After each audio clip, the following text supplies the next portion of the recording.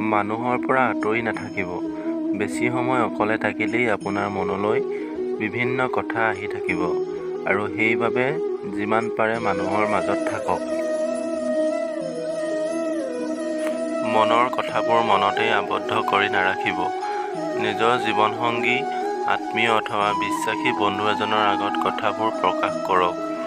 যদি আপোনাৰ কথাবোৰ শুনিব তেওঁলোকে নিবিচাৰে, তেন্তে এখন ডায়েৰীত লিখা আৰম্ভ কৰক।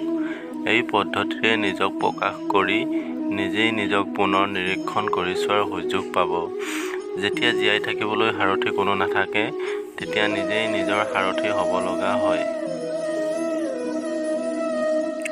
কাৰো পৰা কিবা এটা পাম বুলি আশা কৰি নাথাকিব।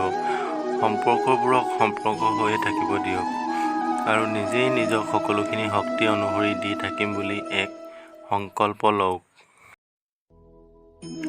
কোনো সমালোচনাত অংশ নল'ব, কাৰণ পিছত আপোনাক ফচাই আয়োজকসকলে হঠাৎ বাগৰ সলাব পাৰে।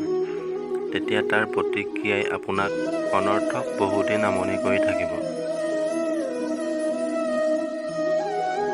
কোনোবাই নতুন কিবা এটা ক্ৰয় কৰাৰ খবৰ পাই ভিতৰি নিজৰ ঘৰখনৰ লগত তুলনা কৰি নাথাকিব। ই আপোনাৰ ভিতৰত খং এটাৰ সৃষ্টি কৰিব পাৰে আৰু আপুনি লৈ অহা সিদ্ধান্তবোৰ ভুল যেন অনুভৱ কৰাব পাৰে।